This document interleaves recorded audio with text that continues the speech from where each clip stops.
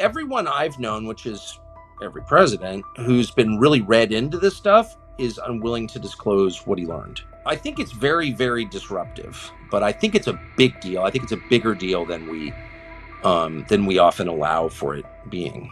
I have a really weird story. So this guy, his name is Cliff High. It was 1997. He developed this software program called WebBot. And what it would do, it would scan the entire internet, collect data. It would make predictions for the stock market. But then he delved into it a little more. It's just like, let's see like what else it can predict. In 2009, it came up with a prediction of the future that there was going to be a battle in the air with the military and UFOs, and that even UFOs would be fighting UFOs. Whoa.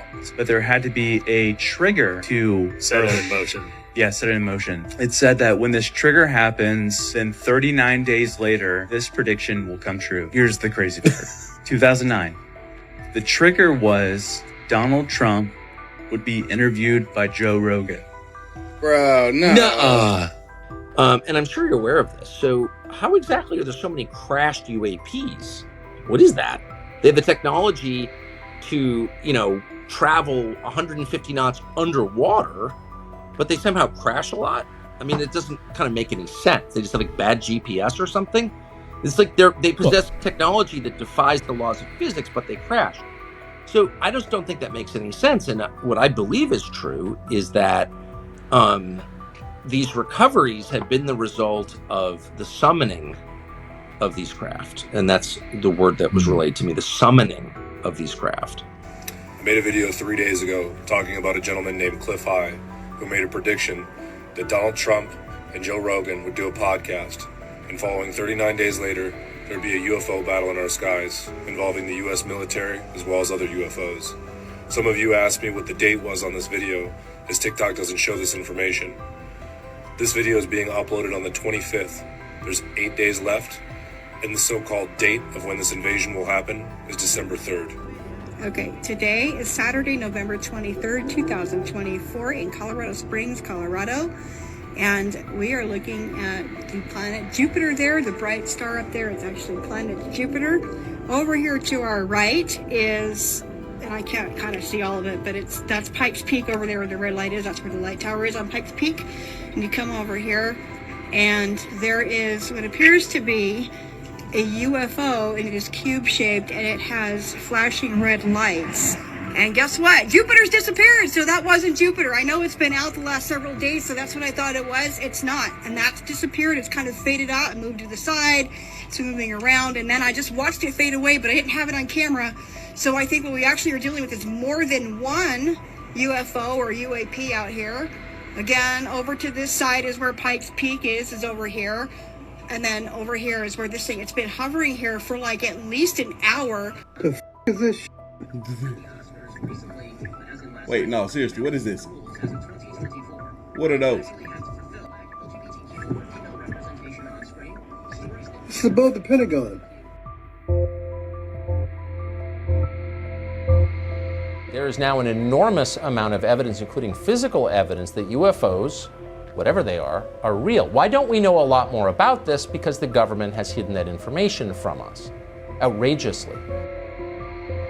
But now some of that information has come into public view. Why would any government hide this from the people or not disclose this type of information of what's going on? And who would like to take the first response of that? I'm not sure that there necessarily is a cover-up. I don't think we necessarily know that much. The CIA said to all the people there, this event never happened. We were never here. And you're all sworn to secrecy. There is some group of people somewhere that may or may not be associated with government at this point, but certainly were at one time, that have this knowledge. I did attempt to find out if there were any secret government documents that reveal things, and if there were, they were concealed from me too. I wouldn't be the first president that underlings have lied to or that career bureaucrats have waited out. But there may be some career person sitting around somewhere hiding these dark secrets even from elected presidents. But if so, they successfully eluded me, and I'm almost embarrassed to tell you I did try to find it. Are you saying that there's some evidence that's still hasn't seen the light of day? I'm saying most of it hasn't seen the light of day.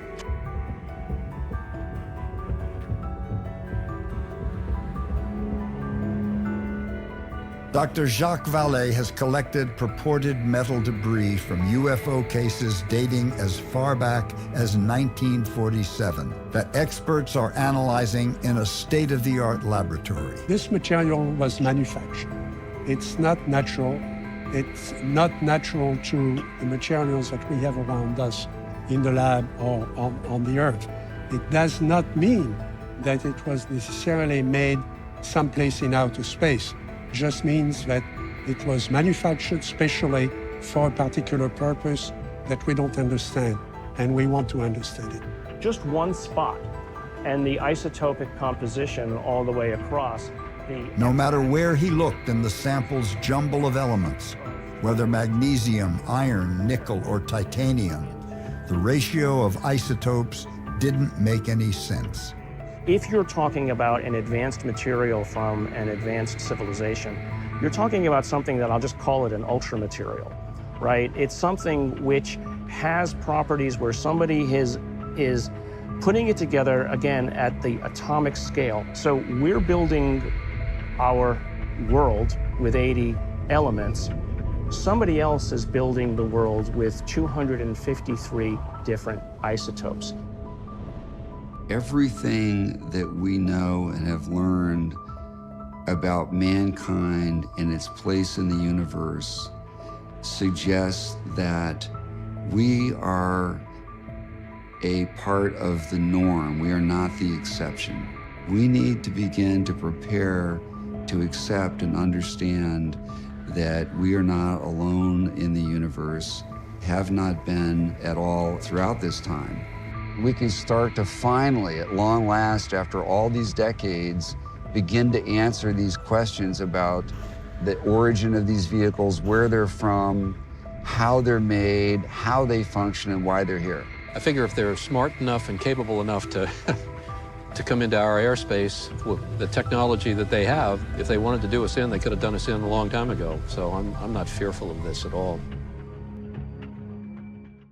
What if I told you alien technology isn't alien anymore? Oftentimes, regular citizens spot something in the sky, or even at land or at sea, that's completely unbelievable. While some things just cannot be explained, others can be traced back to the government and just how secretive their missions have truly become.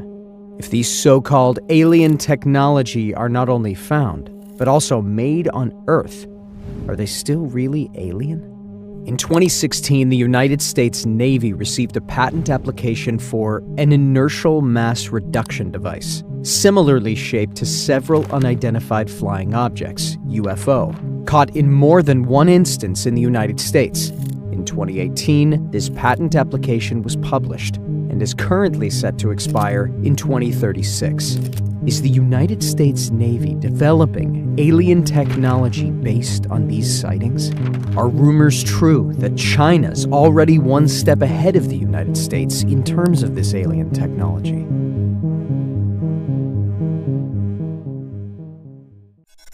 In 2015, 5 United States Navy crewmen reported that they encountered unidentified objects off the east coast of the United States. 2 pilots went on the record and said that the surreal craft they encountered had performance that defies known propulsion and aerodynamic capabilities. While not much is said about the unidentified aircraft's physical description due to the distance and heights the craft has been seen in, they recollect that it was tic-tac-shaped, oblong-like, that had rounded fronts and backs. They even went as far as describing these unidentified flying objects as something akin to special effects you would have seen in a sci-fi movie in the late 1980s. In a 2019 New York Times article, Lieutenant Ryan Graves, an FA-18 Super Hornet pilot for a decade, recalled that in 2014 and 2015, he would witness strange aircrafts appearing in their training space. What's interesting with these aircrafts is that they did not just appear for a second or a minute. They would appear for hours. Most surprisingly, these aircrafts would appear for about 12 hours or longer. Because of their speed and unusual travel path, they would have needed to refuel. But in this case, they were just in the sky for a prolonged period of time. Lieutenant Ryan Graves would continue to reveal that while fighter jets would often pick up pings on the radar, they would often ignore for false radar tracks. This specific aircraft was persistently present in the area. Graves claims that it would show up at 30,000 feet, and at 20,000 feet, and then at sea level. The unidentified object would accelerate, then slow down, then hit hypersonic speeds that wouldn't be possible with today's technology, unless it were extremely advanced yet hidden, or simply extraterrestrial technology. Normally, UFO sightings would be swept under the rug. However, this case is strange as any they've seen, as these reports came from the United States Navy itself. Second, the reports terrifyingly coincides with a UFO patent and other similar outlandish patents from Naval Air Warfare Center Aircraft Division, NAWCAD, aerospace engineer Salvatore Cesar Pais. The first patent of the bunch, the electromagnetic field generator, dating back to 2015, which coincides with the UFO sightings from the US Navy, though these UFO sightings would only be reported in 2019. So Pais would have not known at this time what these reports were. Among the 4 patents, craft using an inertial mass reduction device is easily the most curious one, as it essentially details a full alien aircraft, unlike the other patents that were more like parts of a machine, such as a generator and a superconductor. The specific patent was applied for on April 28, 2016. Pais describes this craft as an inertial mass reduction device consisting of an inner resonant cavity wall, an outer resonant cavity, and microwave emitters. In addition to this, Pais claims that this craft is capable of maneuvering in air, water, or even space without leaving a trace of heat. The patent is classified under B64G1/409. In the patent, Pais claims that the craft is able to engineer the fabric of our reality at the most fundamental level by exploiting the laws of physics. The science behind this UFO patent is complicated and convoluted, with formulas for acceleration, angular frequency of vibration, and magnitude. But in essence, the craft is designed to use inner and outer resonant cavity walls to form a resonant cavity that, partnered with high-frequency electromagnetic waves created by microwave emitters, would create a local polarized vacuum outside the outer resonant cavity wall. This then allows the craft to travel at extreme speeds, regardless of the medium it travels. Theoretically, the polarized vacuum it forms around its outer layer repels any molecule, whether air or water molecules, that the craft interacts with. Because no molecule slows the craft from accelerating, lack of friction, this makes the aircraft able to travel at blazingly high speeds regardless of environment. This also allows the transition from traveling underwater to traveling on air to traveling to space interchangeably incredibly easy, like those observed by the Navy guards. The concept illustrations of the craft are also included in the patent, with the craft itself being roughly cone-shaped that would appear round from the front or rear. This would match the Navy guards' reports of the unidentified flying object they observed being tic-tac shaped. The concept illustration also details the specific components of the vehicle, which includes microwave emitters to create high-frequency electromagnetic waves, a resonant cavity filled with noble gases for the plasma phase transition, a cargo bay, a power plant system to power the vehicle, and a frustum that has the ability to rotate on its own axis.